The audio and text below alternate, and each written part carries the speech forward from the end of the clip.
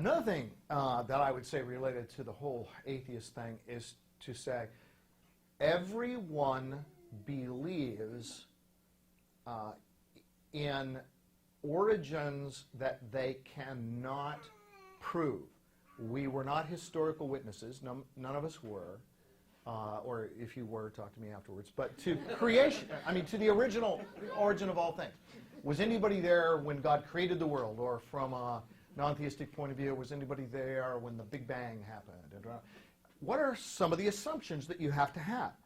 Well, as Francis Schaeffer said in He Is There and He Is Not Silent. How many of you have read any of Francis Schaeffer's books? It's not as common to read Schaeffer anymore. I highly recommend his books. One of them is, he's got The God Who Is There, Escape from Reason, True Spirituality, Genesis in Space and Time.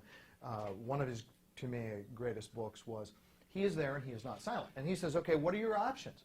Everyone must believe something about the world. So, does anything exist? Let's start with that one. And other than a few Eastern religions and Christian scientists, who are neither Christian nor scientists, or, you know, it's like grape nuts. They're not grapes, they're not nuts, you know, but whatever. Okay. But anyway, everybody believes something exists, right? I mean, just look around. Here it is. All right. All right, so usually you're not going to have big arguments over, no, I don't believe the world really exists, you know, nothing exists. All right, but, okay, so now then is the question, where did it come from? Well, you only have a few alternatives. Either something has always existed, something or someone has always existed, or something can come from nothing, and did.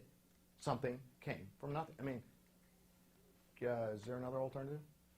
Something's always existed, and then everything that we see today came from the something that always existed, or at some point, something came into existence out of nothing. Okay, so which requires greater faith?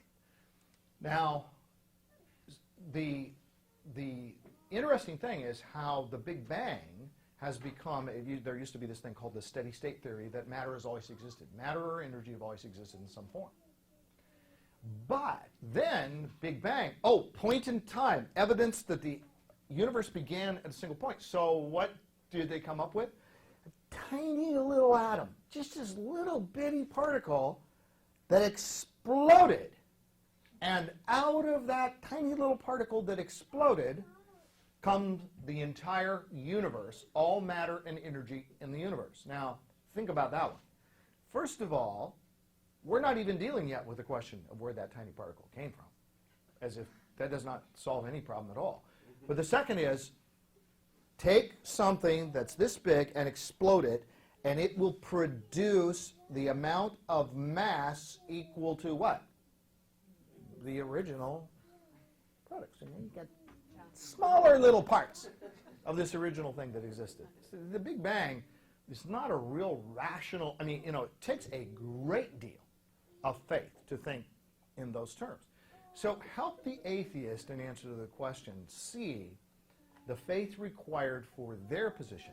What are you believing? You're believing that, yes, indeed, someone has existed forever. Not something, but someone, and that's God. And you also can explain something that the naturalist cannot explain, because the naturalist cannot explain how that there is not only a material universe, but there is personhood. There is something which is not only impersonal, matter, energy, but something personal in human beings. There is a qualitative difference between, not only between you and a platypus, but between you and a rock. For that matter, between the platypus and the rock. There is something fundamentally different. So you not only take from atheism, you not only must take the leap from non-existence to existence of matter, but from impersonal matter to personhood, to that which transcends. Now, how do you bridge that gap? What makes that jump? At what point, does that happen? So there are a lot of ways you can. But you must ultimately take that atheistic person that you're talking to the gospel. In other words, all of this is, Schaeffer, again, to use a term of his, is pre-evangelism. Now, sometimes when you're sharing the gospel, they're going, I just don't even believe it. God so loved the world that well, I don't believe in God. So then you back up a little bit. Okay, but when you back up, don't stay there. Move forward back again to the sharing of the gospel.